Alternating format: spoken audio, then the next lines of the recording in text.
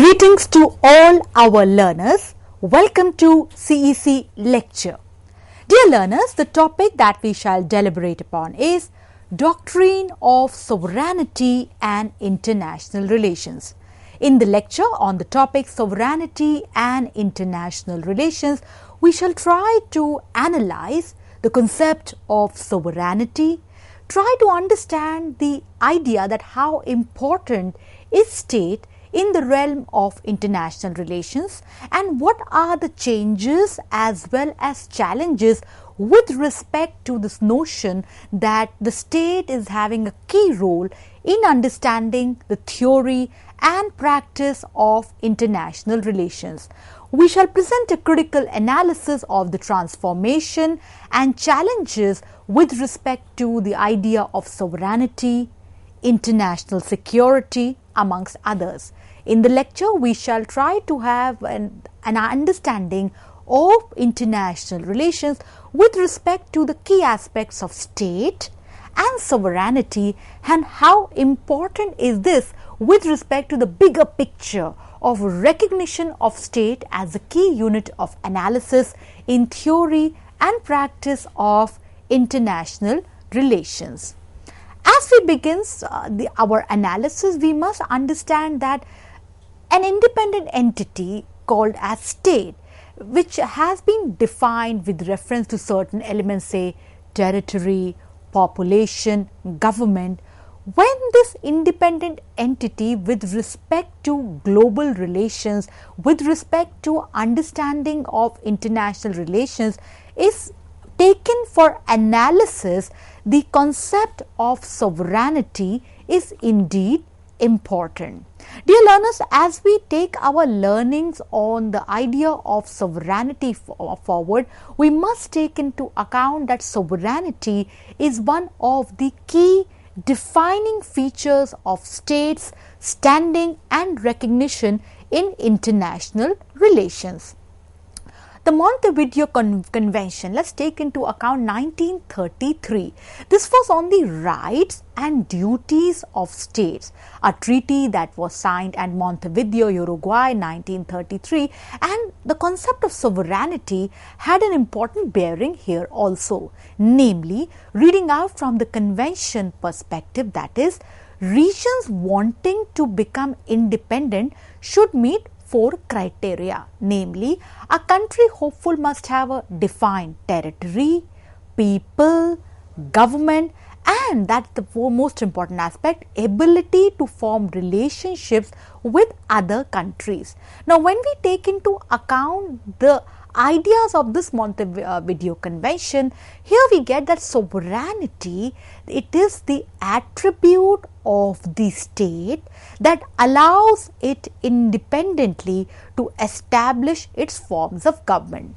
Now, this sovereignty as a key hallmark of the state in international relations, it is very important with respect to establishing relation at the domestic realm also, namely between the executive, legislative branch. And this sovereignty with respect to giving the state an independent identity, establishing relationship at the domestic realms, this sovereignty is key with respect to state standing and recognition at the global relations also.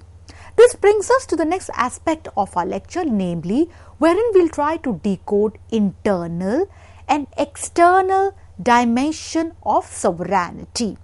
Internal sovereignty is the relationship between a sovereign power and the political community. And the external sovereignty, on the other hand, is the right of a nation to be free from external forces of interference. When we are trying to decode sovereignty with respect to international relations, an important work which we find in the realm of Western political thought, and also it has a bearing on concept of sovereignty and the debates in the political theory aspect also, which also has a bearing on the key ideas which were there with respect to classical realism.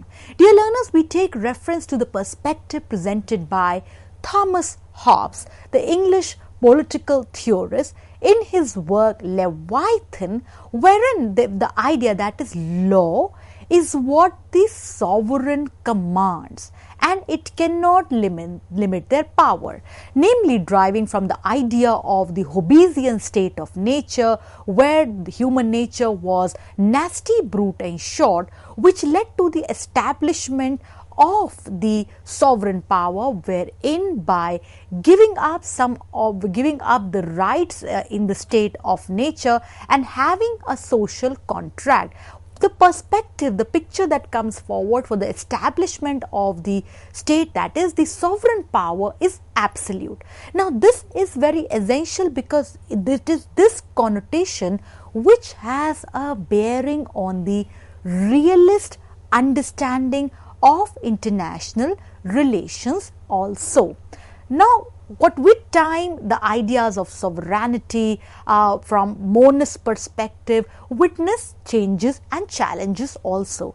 Important here it is to take into account the pluralist theory of sovereignty from Hugo Crabb to Harold J. Lasky's work, wherein the key ideas was that sovereignty is having a plural tenor, namely that how sovereignty in each society does not reside in any particular place, but this sovereignty shifts constantly from one group, alliance or groups to another.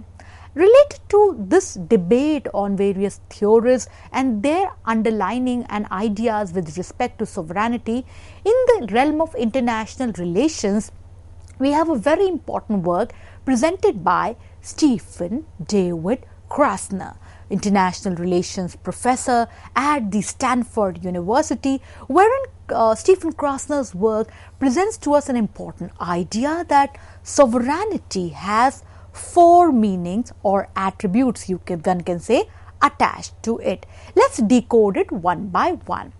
Domestic sovereignty, as per Krasner's work, it is the ability of the state to maintain the monopoly with respect to use of violence within its territory. Interdependent sovereignty, the next one, it is the capacity of a government to control intra-borders movement of any kind. Stephen Krasner, international relations professor at Stanford University, while highlighting four meanings or attributes of sovereignty, also underlines international legal sovereignty, which is brought into discussion when the status of a political entity in the international system is established. The Westphalian sovereignty, which is based on the two principles, namely territoriality and the exclusion of external factors from domestic authority structures, due to the idea that is, according to Peace of Westphalia, that domestic political authorities are only entitled to rule on a specific territory. Now, dear learners, as we take important inputs from Krasner's four attributes to sovereignty, we get the sense that today, no doubt, state with respect to international relations theory has been the main unit of analysis. But at the same time, one cannot neglect the fact that state is facing multiple challenges also.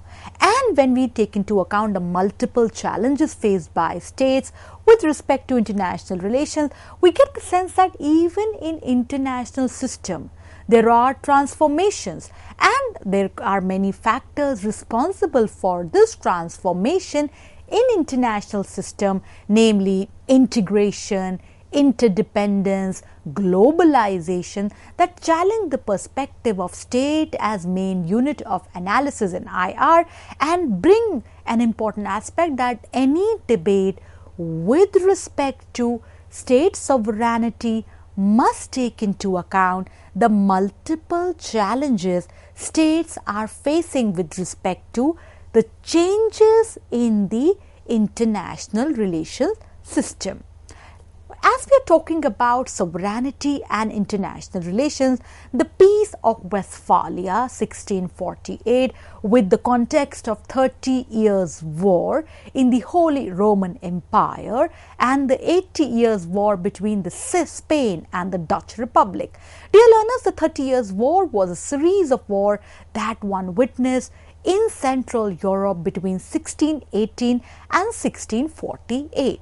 Now, why it is important for us to take into account in our debate on sovereignty is that the Peace of Westphalia, that is the collective name for two peace treaties that were signed in October 1648 in the Westphalian cities, we get that Peace of Westphalia. This recognized the full territorial sovereignty of the member states. Now, herein it is very essential to understand that this idea of Westphalian sovereignty forms the basic building block for any understanding of interactions between respective member nation states in international relations. So, what we see here is the impact of the the Treaty of Westphalia was that Netherlands gained independence from Spain, Sweden gained control of the Baltic, France was acknowledged as the preeminent Western power, and here in which the idea of sovereignty becomes important as well with respect to our understanding of international relations. Now, sovereignty today, as we discussed, that state is facing multiple challenges both at internal as well as external realms. Seen in this regard, let's try to decode how at the domestic level sovereignty faces challenge. We all know that the world in the post-Cold War era was defined by globalization. Globalization, dear learners, is not new. It has always existed in the past when we talk about, say, for example, the Great Silk Route. But when we look at the communication and transport advances and the realm of innovations, information technology, what we find here is that in the present times, the neoliberal agenda-driven globalization is unprecedented both with respect to its scale and reach. So therefore, with this, there are challenges for national economies, namely with respect to rise of global markets, global trade apparatus, global financial apparatus. Further, when we try to decode sovereignty and domestic affairs, we must also have a bearing that today the state exists with non-state actors, and there are new actors that are involved in the policy process. The ambit of non-state actors have indeed also expanded. So what we see here is that with the realm of contemporary international law, human rights, issue of humanitarian intervention and foreign aid, the aspect of working of international organization, the debate on global governance and globalization amongst others. All these issues, they bring certain important challenges with respect to the theoretical ideas as well as the practical perspectives and insights that must guide any debate, research, media analysis with respect to sovereignty in international relations.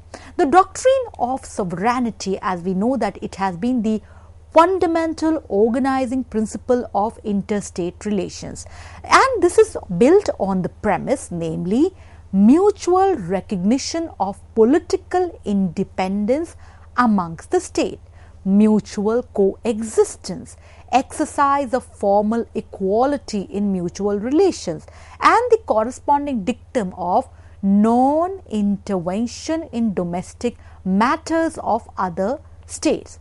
Sovereignty as a concept, dear learners, it emerged as an attribute of the state at a particular stage of historical development, and therefore what we taking from this idea that because history is never constant, time is always changing, so therefore in the course of evolution also sovereignty has been accorded different connotations, both in the context of scope, principles, ideas, substance, amongst others. When we try to look at the realm of international relations, United Nations, we all know, is an important post-Second World War international organization. The Charter of the United Nations, namely talking about the purpose and the principle, reading from UN.org Charter, that is the Article 2, 1, Clause 5 reads, and we read out, the organization and its members in pursuit of the purposes stated in Article 1 shall act in accordance with the following principle. First, the organization is based on the principle of sovereign equality of all its members. Second, all members, in order to ensure all of them the rights and benefits resulting from membership, shall fulfill in good faith the obligations assumed by them in accordance with the present charter. So what we find here is that under the UN Charter, further that non-self-governing territories, they became a sacred trust, and this is how we are looking at the post-Second World War scenario, and the states administering them promised to develop them towards self-government. Some of these territories were placed under the UN Trusteeship Council. What is essential to take into account, dear learners, that UN Trusteeship Council ceased its operations in 1994. With the independence of Palau, former territory of the Trust Territory of Pacific Island, in 1994, there were no trust territories, which left Trusteeship Council without the mandate. So what we see here is that today the aspect that is territorial integrity, referring to territorial oneness of the state, the norm of international law, how it protects the territorial framework of the independent states. No doubt these are the essential foundation with respect to sovereignty of the state. But at the same time, dear learners, we must also take into account that with respect to international law also, if we say that's how sovereignty is both a general principle of international law and also a principle about international law. As such, although it is legally protected within international law, it has also an ultimate dimension that makes it the foundation to the international legal order as a whole.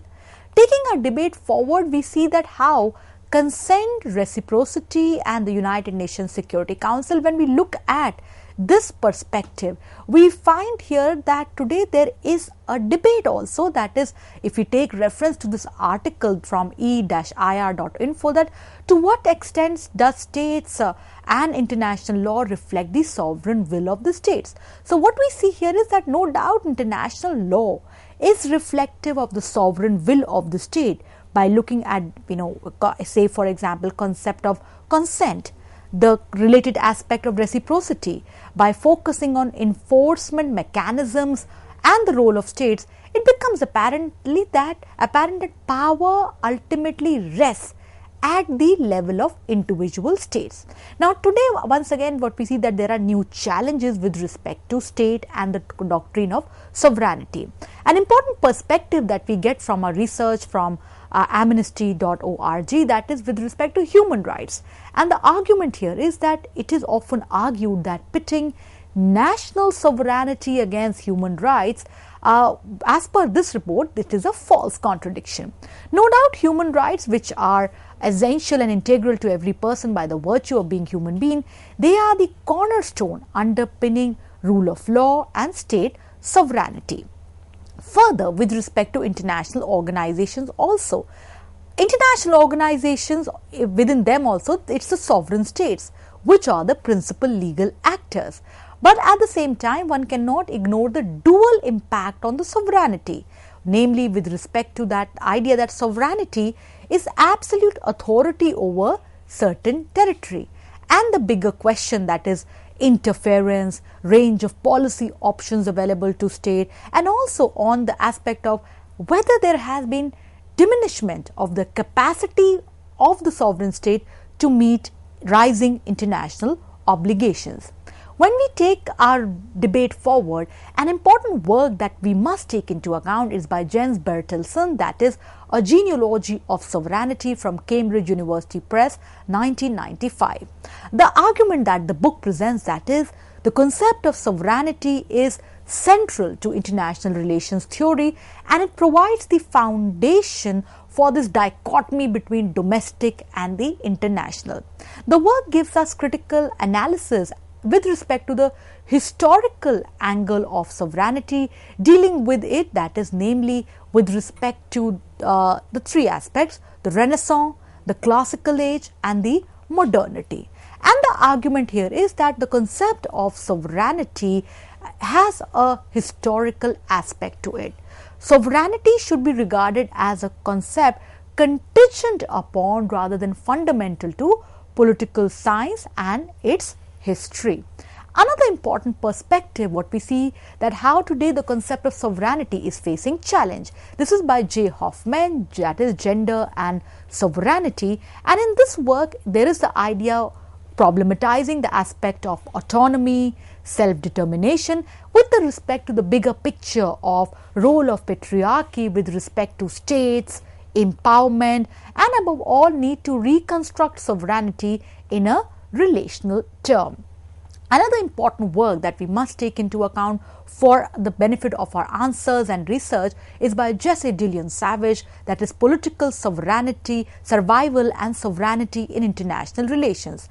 And the book really brings an important aspect, that how domestic politics with respect to the idea that why do political actors give up their sovereignty to other states, domestic politics also plays an important aspect with respect to the establishment of hierarchy, and the emphasis of this work is on post-Soviet hierarchy.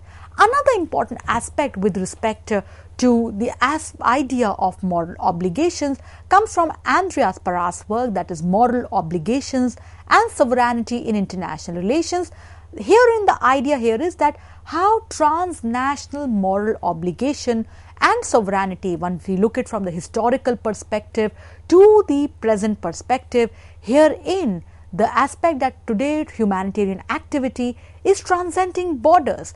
This provides us a framework with respect to the bigger picture of complex aspect of moral obligation and the aspect of limiting moral obligation with respect to the big sovereignty perspective. Last work, dear learners, that we must take into account is by Robert H. Jackson on quasi-state sovereignty, international relations and the third world. This work gives us the idea that the birth and revival of the third world nations since the end of the Second World War, namely these countries are quasi-states, arguing that they exist more by the support and indulgence of the international community than by abilities and efforts of their own governments and their work. So what we see here is that the Peace of Westphalia presented the idea of sovereignty as very important with respect to international relations. This was a turning point in the history of nations, being that is the state being the key element in international relations. But today, with respect to the issues of boundary, territory, with respect to the aspect whether state is having absolute authority is being challenged, and this is primarily because contemporary realities are far more complex and diverse, and any debate on sovereignty and international relations must factor in that state is still most the important actor in international relations, but with respect to its ultimate power and authority within boundaries and its national territories and the global realms is witnessing new challenges because of changing dynamics of global relations. We hope the lecture gave you significant insights on sovereignty and international relations. We look forward to positive feedback from you all. Thank you.